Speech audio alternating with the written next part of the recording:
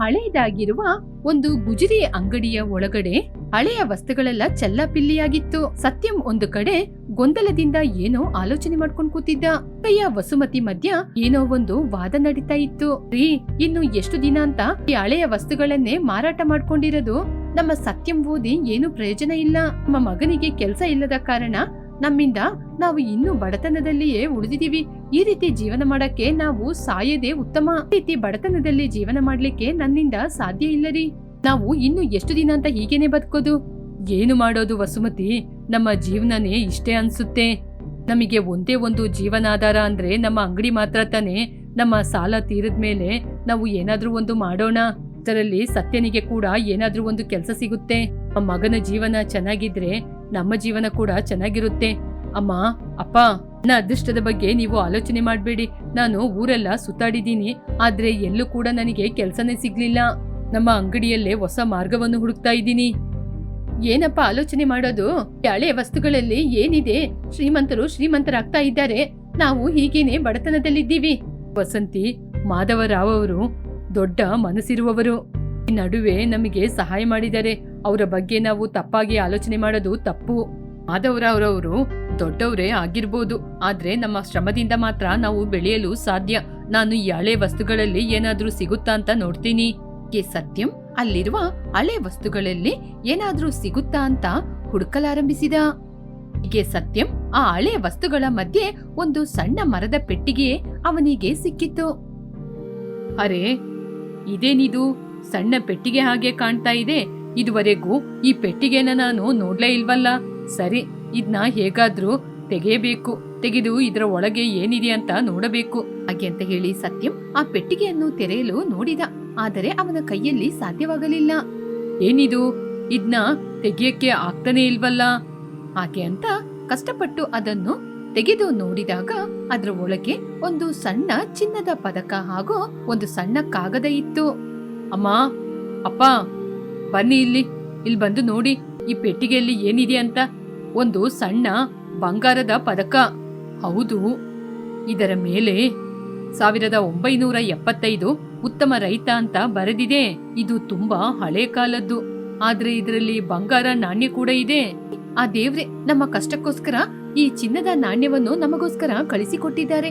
ಇದನ್ನ ಮಾರಾಟ ಮಾಡಿದ್ರೆ ಖಂಡಿತವಾಗಿ ನಮ್ ಸಾಲ ಎಲ್ಲ ತೀರುತ್ತೇರಿ. ಹಾಗೆ ಹೇಳಿ ಕೈಯಲ್ಲಿ ತೆಗೆದುಕೊಂಡ್ಲು. ಅಮ್ಮ, ಈ ನಾಣ್ಯದ ಜೊತೆಯಲ್ಲಿ ಒಂದು ಕಾಗದ ಕೂಡ ಇದೆ. ಅದ್ರಲ್ಲಿ ಏನಿದೆ ಅಂತ ಓದೋಣ. ಹಾಗೆ ಅಂತ ಸತ್ಯಂ ಆ ಕಾಗದವನ್ನು ತೆಗೆದು ಓದಲಾರಂಭಿಸಿದ. ಮಾಧವ್ರ ತನ್ನ ತಂದೆಗೆ ಬರೆದಿರುವ ಕಾಗದ. ಆ ನಾಣ್ಯ ಅವರಿಗೆ ತುಂಬಾ ಮುಖ್ಯವಾದದ್ದು. ಅದನ್ನು ಕಳೆದುಕೊಂಡಿದ್ದಕ್ಕೆ ತುಂಬಾ ದುಃಖ ಪಡ್ತಿದ್ದೀನಿ ಅಂತ ಬರೆದಿತ್ತು. ಏನೋ ಅವರು ಕಷ್ಟದಲ್ಲಿರುವಾಗ ಅದನ್ನು ಅಡ ಇಟ್ಟಿದ್ದು. ಈ ನಾಣ್ಯವನ್ನು ತುಂಬಾ ವರ್ಷಗಳ ಹಿಂದೆ ಮಾಧವರಾವ್ ಅವರ ತಂದೆ ನಮ್ಮ ಅಂಗಡಿಯಲ್ಲಿ ಅಡ ಇಟ್ಟಿದ್ದು. ಅವರಿಗೆ ವಂಶ ಪಾರಂಪರ್ಯವಾಗಿ ಬಂದಿರುವ ಜ್ಞಾಪಕ. ಅದೇ ಇದರಲ್ಲಿ ಬರೆದಿರುವುದು. ಜ್ಞಾಪಕನ ನಮಗೆ ಇವಾಗ ಹಣದ ಅವಶ್ಯಕತೆ ಇದೆ, ಅದರಿಂದ ಇದನ್ನು ನಾವು ಉಪಯೋಗ ಮಾಡ್ಕೋಬೇಕು. ಇದನ್ನು ಮಾರಾಟ ಮಾಡಿ ನಮ್ಮ ಕಷ್ಟಕ್ಕೆ ಪರಿಹಾರ ಮಾಡ್ಕೊಳ್ಳೋಣ. ಅವರು ಹೇಗೋ ಶ್ರೀಮಂತರು ತಾನೆ. ಅಮ್ಮ, ಮಾನವತ್ವ ಹಣಕ್ಕಿಂತ ಮುಖ್ಯವಾದದ್ದು. ಅವರು ಇದಕ್ಕೋಸ್ಕರ ಎಷ್ಟೊಂದು ಹುಡುಕಾಡ್ತಿರ್ಬೋದು. ನಾವು ಬಡವರೇ ಆಗಿರ್ಬೋದು, ಆದರೆ ನಮ್ಮ ಮನಸ್ಸು ಶ್ರೀಮಂತಿಕೆಯಿಂದ ಇರ್ಬೇಕು. ಇದು ಯಾರಿಗೆ ಸಿಗ್ಬೇಕೋ ಅವರಿಗೆ ಸಿಗ್ಬೇಕು. ಮಾತ್ರ ಈ ವಿಚಾರದಲ್ಲಿ ಅಡ್ಡಿ ಮಾಡ್ಬೇಡಿ. ಸತ್ಯಂ ಹೇಳೋದು ಕೂಡ ನಿಜಾನೇ ವಸುಮತಿ. ಇದನ್ನು ಮಾಧವರಾವ್ ಅವರಿಗೇನೆ ಹಿಂದಿರುಗಿಸಿಕೊಡೋಣ. ಹೌದಪ್ಪ, ನಾನು ಇವಾಗ್ಲೇ ಮಾಧವರಾವ್ ಅವರ ಮನೆಗೆ ಹೋಗಿ ಕೊಟ್ಟು ಬರ್ತೀನಿ. ಈ ಒಳ್ಳೆತನದಿಂದನೇ ನಾವು ಈ ಪರಿಸ್ಥಿತಿಯಲ್ಲಿರೋದು. ಒಳ್ಳೆ ಗುಣ ಯಾವುದಕ್ಕೂ ಪ್ರಯೋಜನ ಇಲ್ಲ. ಬನ್ರಿ, ಇದನ್ನ ಮಾರಾಟ ಮಾಡಿ ಬರೋಣ. ಇಲ್ಲ ಕಣೆ, ನಾವು ಎಷ್ಟೇ ಕಷ್ಟದ ಪರಿಸ್ಥಿತಿಯಲ್ಲಿದ್ರೂ ನಮ್ಮ ಎದುರಲ್ಲಿ ಇರುವವರ ಕಷ್ಟವನ್ನು ಅನುಭವಿಸೋದು ತುಂಬಾ ತಪ್ಪು. ಈ ಹಣದಿಂದ ನಮ್ಮ ಸಾಲ ತೀರ್ಬೋದು, ಆಮೇಲೆ ಕೂಡ ನಾವು ಹೀಗೆ ತಾನೇ ಬದುಕಬೇಕು. ಜೀವನದಲ್ಲಿ ಯಾವುದೇ ರೀತಿ ಬದಲಾವಣೆ ಬರದಿಲ್ಲ. ಒಂದು ಸಾಲವನ್ನು ತೀರ್ಸೋದ್ರಿಂದ ನಮ್ಮ ಬದಲಾವಣೆ ಏನಾದ್ರೂ ಸರಿಯಾಗುತ್ತಾ? ನನಗೆ ಈ ರೀತಿ ಇನ್ನೊಬ್ಬರ ಕಷ್ಟದಲ್ಲಿ ಬದುಕೋದು ಇಷ್ಟ ಇಲ್ಲ. ಸತ್ಯಂ, ಬಾರೋ ಹೋಗೋಣ. ನಾವು ಇಲ್ಲೇ ಇದ್ರೆ ಇವಳು ಏನಾದ್ರೂ ಒಂದು ಮಾತಾಡ್ತಾ ಇರ್ತಾಳೆ. ಇವಳು ಕೂಡ ಮುಂದುವರಿಯೋರ್ನ ಕೂಡ ಇವಳು ಬಿಡದಿಲ್ಲ. ಹೊರಡಿ. ಇವತ್ತು ನನ್ ಮಾತ್ ಕೇಳದೆ ನೀವು ಇಲ್ಲಿಂದ ಹೊರಟೋಗ್ತಾ ಇದ್ದೀರಲ್ವಾ? ಇವತ್ತು ಮಾಧವರಾವ್ ಮಾತ್ರ ಅಲ್ಲ, ಅವನು ಎಷ್ಟು ದೊಡ್ಡ ಶ್ರೀಮಂತಿಕೆಯಿಂದ ಇದ್ದಾನೆ. ಇದನ್ನ ತಗೊಂಡೋಗಿ ಅವನಿಗೆ ಕೊಡ್ತೀನಿ ಅಂತ ಹೋಗ್ತಿದ್ದೀರಾ? ನಾನು ಏನೇ ಹೇಳಿದ್ರು ನಿಮ್ಗೆ ಅರ್ಥ ಆಗಲ್ಲ. ಸತ್ಯಂ, ನಾವು ಇಲ್ಲೇ ನಿಂತ್ಕೊಂಡಿದ್ರೆ ನಿಮ್ಮ ಅಮ್ಮ ಅವಳ ಮಾತಿನಿಂದಾನೇ ನಮ್ನ ಬದಲಾಯಿಸ್ತಾಳೆ. ಬಾ, ನಾವು ಇವಾಗ್ಲೇ ಹೋಗಿ ಮಾಧವರಾವ್ ಮನೆಯಲ್ಲಿ ಇದನ್ನ ಕೊಟ್ಟು ಬರೋಣ.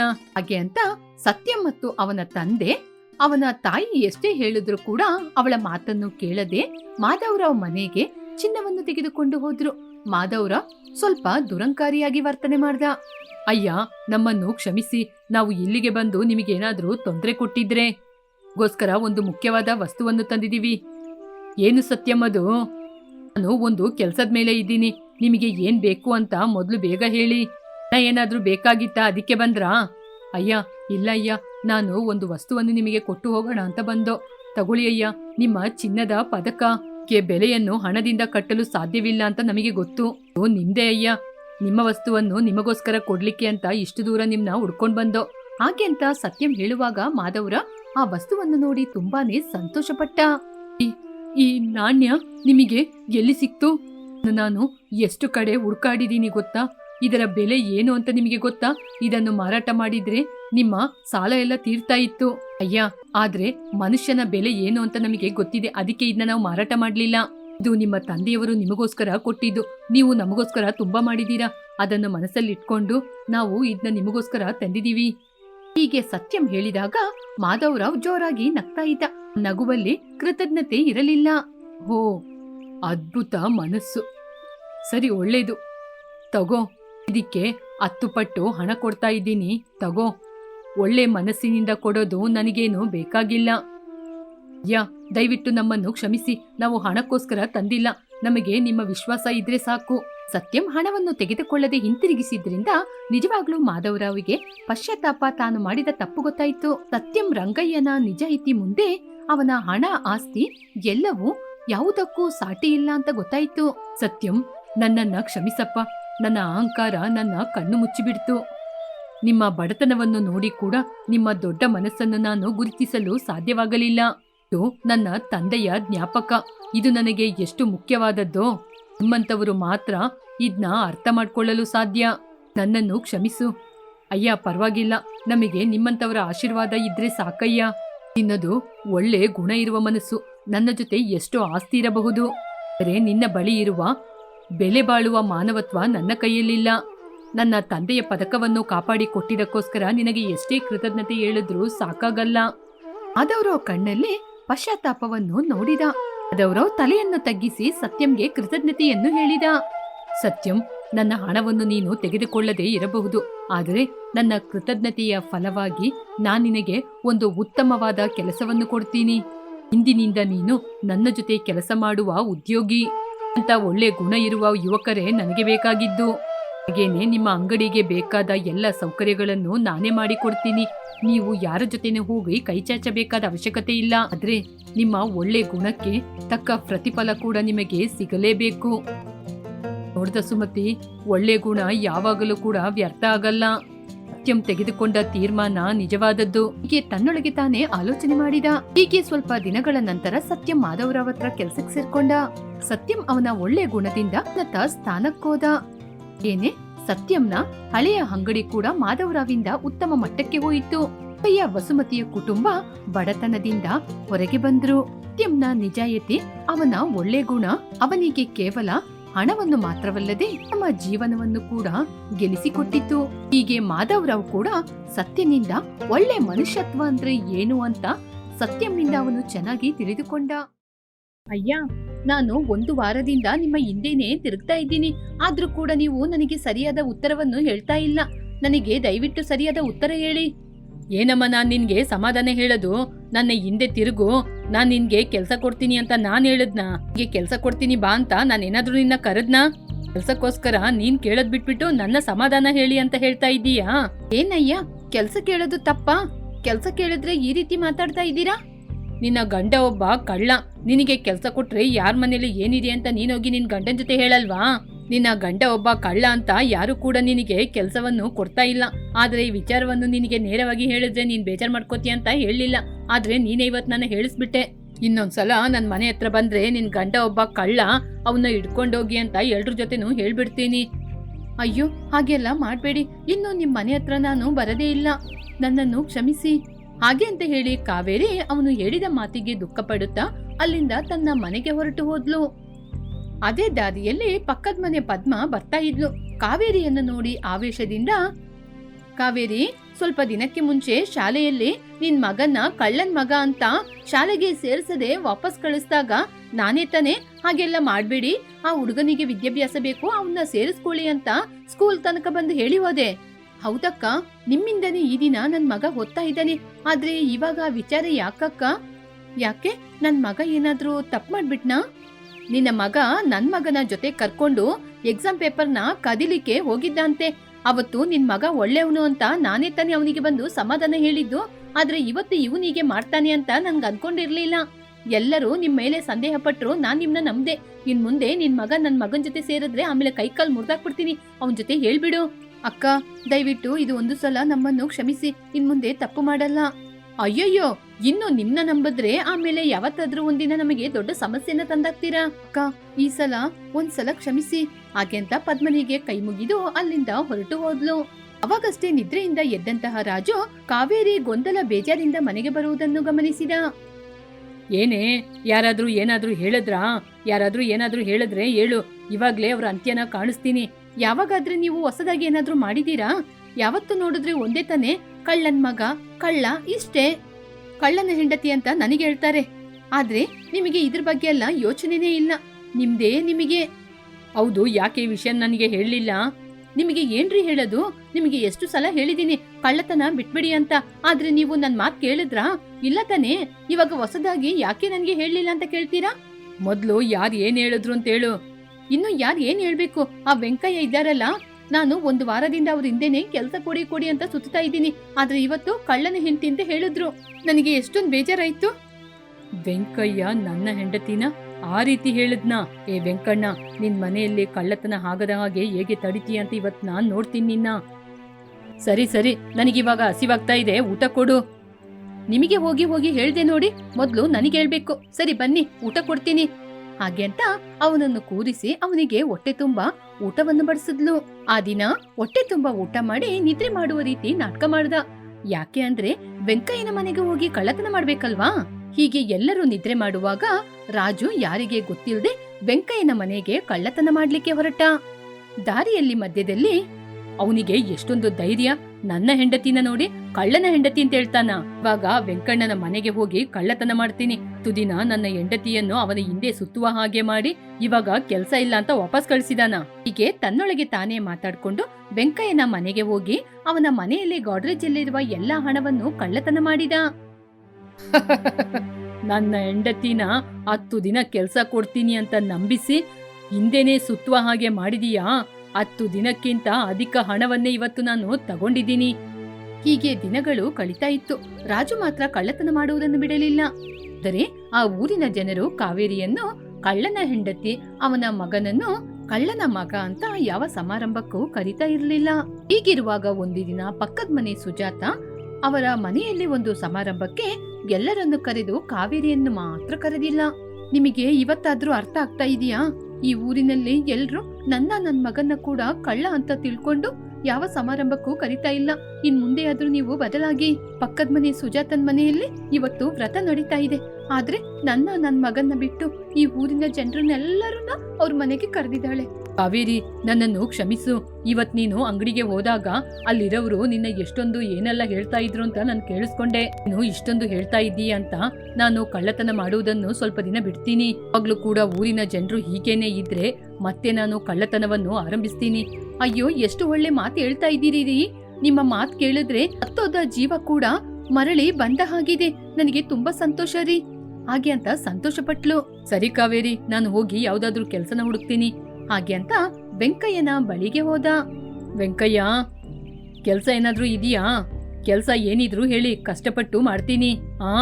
ರಾಜು, ನಿನಗೆ ನನ್ನ ಅಂಗಡಿಯಲ್ಲಿ ಕೆಲ್ಸ ಕೊಡ್ಬೇಕಾ? ಇದಕ್ಕೆ ಮುಂಚೆ ನೀನ್ ಕೆಲ್ಸ ಮಾಡ್ಲಿಲ್ಲ, ಇವಾಗ ಕೆಲ್ಸ ಕೇಳ್ತಾ ಇದ್ದೀಯಾ? ನಿನ್ನ ನಂಬಿ ನನ್ನ ಅಂಗಡಿಯಲ್ಲಿ ಕೆಲ್ಸ ಕೊಟ್ರೆ ಆಮೇಲೆ ಏನಾದ್ರೂ ವಸ್ತುಗಳು ಕಾಣದೆ ಹೋದ್ರೆ ನಾನ್ ಯಾರ ಜೊತೆ ಹೇಳೋದು? ಹೋಗೋಗು, ನಿನಗೆ ನನ್ನಿಂದ ಕೆಲ್ಸ ಕೊಡಕ್ಕಾಗಲ್ಲ. ರಾಜನ ನೋಡಿ ತುಂಬಾ ಕೇವಲವಾಗಿ ಕೆಲ್ಸ ಇಲ್ಲ ಅಂತ ಹೇಳಿದ. ಅದೇ ರಾಜುವಿಗೆ ತುಂಬಾನೇ ದುಃಖವನ್ನು ಕೊಟ್ಟಿತು. ತಾನು ಇದಕ್ಕೆ ಮುಂಚೆ ಮಾಡಿದ ತಪ್ಪಿಂದ ತಾನೇ ಹೀಗೆಲ್ಲ ನಡೀತಾ ಇದೆ ಅಂತ ದುಃಖಪಟ್ಟು ಬೇರೆ ಕಡೆ ಕೆಲ್ಸಕ್ಕೆ ಅಂತ ಹೊರಟ. ಚಂದ್ರಣ್ಣನವರೇ, ನಮಸ್ಕಾರ. ನಿಮ್ಮ ಬಳಿ ಏನಾದ್ರೂ ಒಂದು ಕೆಲ್ಸ ಇದ್ರೆ ಕೊಡಿ, ನಾನ್ ಚೆನ್ನಾಗಿ ಕೆಲ್ಸ ಮಾಡ್ತೀನಿ. ಅಯ್ಯಯ್ಯೋ, ನೀನು ಎಷ್ಟು ದೊಡ್ಡ ಕಳ್ಳ! ನಿನಗೆ ಮಾತ್ರ ನನ್ನ ಅಂಗಡಿಯಲ್ಲಿ ಕೆಲಸ ಕೊಟ್ಟರೆ ಆಮೇಲೆ ನಾನು ನಿದ್ರೆ ಮಾಡುವ ಸಮಯದಲ್ಲಿ ನನ್ನ ಅಂಗಡಿಯಿಂದ ವಸ್ತುಗಳನ್ನೆಲ್ಲ ತಗೊಂಡೋಗಿ ನೀನು ಬೇರೆ ಕಡೆ ಮಾರಾಟ ಮಾಡಿ ಹಣನ ಸಂಪಾದನೆ ಮಾಡ್ಕೋತೀಯ. ನಿನಗೆ ಕೆಲಸ ಇಲ್ಲ. ಅಣ್ಣ, ಹಾಗೆಲ್ಲ ಹೇಳ್ಬೇಡಿ ಅಣ್ಣ. ಇದಕ್ಕೆ ಮೊದಲು ನಾನು ಕಳ್ಳತನ ಮಾಡ್ತಾ ಇದ್ದಿರ್ಬೋದು, ಆದರೆ ಇವಾಗ ಕಳ್ಳತನವನ್ನೆಲ್ಲ ಬಿಟ್ಟಿದ್ದೀನಿ. ಇಲ್ಲಿ ನೋಡಪ್ಪ, ನೀನು ಹೇಳ್ತೀಯ ಅಂತ ನಿನಗೆ ಕೆಲಸ ಕೊಟ್ಟರೆ ಆಮೇಲೆ ನನ್ನ ತಲೆ ಮೇಲೆ ನಾನು ಬಟ್ಟೆ ಹಾಕ್ಕೊಂಡು ಬೀದಿಯಲ್ಲಿ ಕೂರ್ಬೇಕಾಗುತ್ತೆ. ಅದರಿಂದ ನಿನಗೆ ಕೆಲಸ ಕೊಡೋಕ್ಕಾಗಲ್ಲ. ಇಲ್ಲಿಂದ ಹೊರಟೋಗು ಹಾಗೆ ಅಂತ ಹೇಳಿದ. ಹೀಗೆ ಕೆಲವು ದಿನಗಳು ಕಳೆಯಿತು. ಹೀಗೆ ರಾಜು ದೊಡ್ಡ ಕಳ್ಳ ಅಂತ ಅವನಿಗೆ ಹೆಸರನ್ನೇ ಇಟ್ಟಿದ್ರು. ಹೀಗೆ ಯಾರೂ ಕೂಡ ಅವನಿಗೆ ಕೆಲಸನೂ ಕೊಡ್ತಾ ಇರ್ಲಿಲ್ಲ, ಅವನು ಕೂಡ ಕಳ್ಳತನನೇ ಮಾಡ್ತಾ ಇರ್ಲಿಲ್ಲ. ಇದರಿಂದ ಮನೆ ನಡೆಸದೆ ತುಂಬಾ ಕಷ್ಟವಾಗಿತ್ತು. ಛೇ, ನಾನೊಬ್ಬ ಕಳ್ಳ ಅಂತ ತಾನೆ ಯಾರು ಕೂಡ ನನಗೆ ಕೆಲಸನೇ ಕೊಡ್ತಾ ಇಲ್ಲ. ನಾನು ಕಳ್ಳತನ ಮಾಡಬಾರ್ದು ಅಂತ ಯೋಚನೆ ಮಾಡಿದ್ರೆ ಯಾರೂ ನನಗೆ ಕೆಲಸ ಕೊಡ್ತಾ ಇಲ್ಲ. ಅದರಿಂದ ದೊಡ್ಡದಾಗಿ ಒಂದು ಕಳ್ಳತನ ಮಾಡಿ ಅದರಿಂದ ಬರುವ ಹಣ ಚಿನ್ನವನ್ನೆಲ್ಲ ತೆಗೆದುಕೊಂಡು ಈ ಊರು ಬಿಟ್ಟು ಎಲ್ಲಾದ್ರೂ ಹೊರಗೆ ಹೋಗಿ ಬದುಕ್ತೀನಿ. ಹಾಗೆ ಅಂತ ಕಳ್ಳತನ ಮಾಡ್ಲಿಕ್ಕೋಸ್ಕರ ಜಮೀನ್ದಾರರ ಮನೆಗೆ ಬಂದ. ಅಲ್ಲಿರುವ ಹಣ ಚಿನ್ನವನ್ನೆಲ್ಲ ದೋಚಿಕೊಂಡು ಮನೆ ಬಿಟ್ಟು ಹೊರಗೆ ಹೋಗೋಣ ಅಂತ ಹೊರಗೆ ಬಂದಾಗ ಜಮೀನ್ದಾರರಯ್ಯ ಅವನ ಎದುರಲ್ಲೇ ನಿಂತಿದ್ರು. ರಾಜು, ನೀನೇನು ಭಯಪಡಬೇಡ. ಅಯ್ಯ, ನೀವಾ? ನನ್ಗೇನ್ ಗೊತ್ತಿಲ್ಲ, ನಾನು ಏನ್ ತೆಗ್ದಿಲ್ಲ. ಇಲ್ಲಿ ನೋಡಪ್ಪ, ನೀನು ಕಳ್ಳತನವನ್ನು ಯಾಕೆ ಮಾಡದ್ನ ಬಿಟ್ಟೆ ಇವಾಗ ಯಾಕೆ ಆರಂಭಿಸಿದೀಯಾ, ಯಾಕೆ ಈ ರೀತಿ ನಡ್ಕೋತಾ ಇದ್ದೀಯಾ ಅಂತ ನಿನ್ನ ವಿಚಾರ ಎಲ್ಲನೂ ನನಗೆ ಗೊತ್ತು. ಆದ್ರೆ ನೀನು ನನ್ನ ಮನೆಯಿಂದ ತಗೊಂಡಿರುವ ವಸ್ತುಗಳನ್ನೆಲ್ಲ ನೀನೇ ತಗೊಂಡೋಗು, ಅದು ನಂದೇ. ಆದ್ರೂ ಪರವಾಗಿಲ್ಲ, ಒಂದು 10 ನಿಮಿಷ ಮನೆಯೊಳಗೆ ಬಂದ್ರೆ ನಿನ್ನ ಜೊತೆ ಒಂದು 10 ನಿಮಿಷ ಮಾತಾಡ್ಬೇಕಾಗಿತ್ತು. ಹಾಗೆ ಅಂತ ಮನೆಯೊಳಗೆ ಕರ್ಕೊಂಡೋಗಿ ಬುದ್ಧಿ ಹೇಳಿದ. ಇಲ್ಲಿ ನೋಡಪ್ಪ ರಾಜು, ನೀನು ಸಂಪಾದನೆ ಮಾಡಿಕೊಂಡು ತಗೊಂಡೋಗಿ ಕೊಡುವ ವಸ್ತು ನಿನ್ನ ಹೆಂಡತಿಗೆ ಸಂತೋಷ ಹಾಗೂ ತೃಪ್ತಿಯನ್ನು ಕೊಡಬೇಕು. ಆದರೆ ನೀನು ಹೀಗೆ ಕಳ್ಳತನ ಮಾಡಿಕೊಂಡು ತಗೊಂಡೋಗಿ ನಿನ್ನ ಹೆಂಡತಿಗೆ ಕೊಡುವಂತಹ ಹಣ, ಚಿನ್ನ ಏನೇ ಇರಲಿ ಅದು ಎಲ್ಲ ಅವಳಿಗೆ ಒಳ್ಳೆಯದನ್ನು ಕೊಡೋದಿಲ್ಲ, ಅವಳಿಗೆ ನೆಮ್ಮದಿಯನ್ನು ಕೊಡೋದಿಲ್ಲ. ಒಬ್ಬ ಕಳ್ಳನ ಹೆಂಡತಿ ಎನ್ನುವ ಕೆಟ್ಟ ಹೆಸರನ್ನು ಮಾತ್ರ ತಂದುಕೊಡೋದು. ನಿನ್ನ ಮಗನನ್ನು ಕಳ್ಳನ ಮಗ ಅಂತ ಎಲ್ಲರೂ ಕರೀತಾರೆ. ಮುಂದಿನ ದಿನಗಳಲ್ಲಿ ನಿನ್ನ ಮಗ ಕೂಡ ನಿನ್ನ ಹಾಗೆ ಕಳ್ಳನಾಗ್ತಾನೆ ಅಂತ ಕೂಡ ಮಾತಾಡ್ತಾ ಇದ್ದಾರೆ. ನಿನ್ನ ಮಗ ತಲೆ ಎತ್ಕೊಂಡು ಈ ಸೊಸೈಟಿಯಲ್ಲಿ ನಡೆಯಲು ಸಾಧ್ಯವಿಲ್ಲ. ಅಯ್ಯ, ನಾನು ಕಳ್ಳತನನ ಬಿಡಬೇಕು ಅಂತಲೇ ಇದ್ದೆ ಅಯ್ಯ. ಆದರೆ ನಾನು ಕಳ್ಳ ಅಂತ ಯಾರು ಕೂಡ ನನಗೆ ಕೆಲಸ ಕೊಡ್ತಾ ಇಲ್ಲ. ನನ್ನ ಹೆಂಡತಿ ಮಗನನ್ನು ನಾನು ಹೇಗಯ್ಯ ಸಾಕೋದು? ಈ ಚಿನ್ನ, ಹಣ ಇದನ್ನೆಲ್ಲ ನೀನು ಕಳ್ಳತನ ಮಾಡಿ ಬೇರೆ ಊರಿಗೆ ಹೋಗಿ ಜೀವನ ಮಾಡ್ಬೋದು. ಆದರೆ ನಿನ್ನ ಮೇಲೆ ಕಳ್ಳ ಎನ್ನುವ ಹೆಸರಿದೆ. ಆ ಹೆಸರು ನಿನ್ನ ಜೀವನ ಪರ್ಯಂತ ನಿನ್ನ ಜೊತೆನೇ ಇರುತ್ತೆ. ಅದೇ ನೀನು ಕಷ್ಟಪಟ್ಟು ಸಂಪಾದನೆ ಮಾಡ್ಕೊಂಡೋಗಿ ನಿನ್ನ ಹೆಂಡತಿಗೆ ಅರ್ಧದ ಒಂದು ಸೀರೆಯನ್ನು ತೆಗೆದುಕೊಟ್ರು ಕೂಡ ನಿನ್ನ ಹೆಂಡತಿ ನನ್ನ ಗಂಡ ದುಡ್ಕೊಂಡು ತಗೊಂಬಂದಿದ್ದು ಅಂತ ತುಂಬಾ ಸಂತೋಷದಿಂದ ಹೆಮ್ಮೆ ಪಡ್ತಾಳೆ. ಇಲ್ಲಿ ನೋಡಪ್ಪ ರಾಜು, ಇವತ್ತು ನೀನು ಕಳ್ಳತನ ಮಾಡಿ ಇಲ್ಲಿಂದ ಹೊರಟೋಗ್ತೀಯಾ ಅಥವಾ ಒಳ್ಳೆಯವನಾಗಿ ಒಳ್ಳೆ ಜೀವನಕ್ಕೋಸ್ಕರ ಇಲ್ಲಿಂದ ಹೊರಟೋಗ್ತೀಯಾ? ಎಲ್ಲವೂ ನಿನ್ನ ಕೈಯಲ್ಲಿದೆ. ನೀನೇ ತೀರ್ಮಾನ ಮಾಡ್ಕೊ. ನಿನ್ನ ಏನೂ ಹೇಳೋದಿಲ್ಲ ನಾನು. ರಾಜು ಜಮೀನ್ದಾರಯ್ಯ ಮನೆಯಿಂದ ಚಿನ್ನ, ಹಣ ಎಲ್ಲವನ್ನೂ ತೆಗೆದುಕೊಂಡು ಸ್ವಲ್ಪ ದೂರ ನಡ್ಕೊಂಬಂದ. ಆವಾಗ ಜಮೀನ್ದಾರರಯ್ಯ ಹೇಳಿದ್ದು ಅವನಿಗೆ ಯೋಚನೆಗೆ ಬಂತು. ತಕ್ಷಣ ಅವನ ಹೆಂಡತಿಯ ಕಣ್ಣೀರನ್ನು ಆಲೋಚನೆ ಮಾಡಿ ಅವನ ಮಗನ ಭವಿಷ್ಯವನ್ನು ಆಲೋಚನೆ ಮಾಡಿ ಹಿಂತಿರುಗಿ ಹೋದ. ಅಯ್ಯ, ನನ್ನನ್ನು ಕ್ಷಮಿಸಿ. ನನ್ನ ಹೆಂಡತಿಯ ಕಣ್ಣೀರು, ನನ್ನ ಮಗನ ವಿದ್ಯಾಭ್ಯಾಸ ಎಲ್ಲವೂ ನನ್ನ ಕಣ್ಮುಂದೆ ಬಂದಿದೆ. ಇನ್ಮುಂದೆ ನಾನು ಕಳ್ಳತನ ಮಾಡಲ್ಲ, ನನ್ನ ಕ್ಷಮಿಸಿ. ತುಂಬಾನೇ ಸಂತೋಷ ರಾಜು. ಹಾಗೆ ಅಂತ ಹೇಳಿದಾಗ ಅಲ್ಲಿಂದ ಹೊರಟು ಬಂದ. ಹೀಗೆ ಸ್ವಲ್ಪ ದಿನಗಳ ನಂತರ ಕೈಯಲ್ಲಿರುವ ಸ್ವಲ್ಪ ಹಣದಲ್ಲಿ ತರಕಾರಿ ವ್ಯಾಪಾರವನ್ನ ಆರಂಭಿಸಿದ. ರಾಜು ಜೊತೆ ಆ ಊರಿನ ಜನರು ಯಾರು ಕೂಡ ತರಕಾರಿನ ತೆಗೆದುಕೊಳ್ತಾ ಇರಲಿಲ್ಲ. ಯಾವಾಗ ಜಮೀನ್ದಾರರೇ ಬಂದು ನೇರವಾಗಿ ರಾಜು ಅಂಗಡಿಯಿಂದ ತರಕಾರಿಯನ್ನು ತೆಗೆದುಕೊಂಡ್ರು, ಆವಾಗ ಊರಿನ ಜನರು ಕೂಡ ಬಂದು ಖರೀದಿ ಮಾಡಿದ್ರು. ಹೀಗೆ ರಾಜು ಅಂದಿನಿಂದ ಕಳ್ಳತನ ಮಾಡುವುದನ್ನು ಬಿಟ್ಟು ಕಳ್ಳ ಎನ್ನುವ ಕೆಟ್ಟ ಹೆಸರಿನಿಂದ ಹೊರಗೆ ಬಂದ.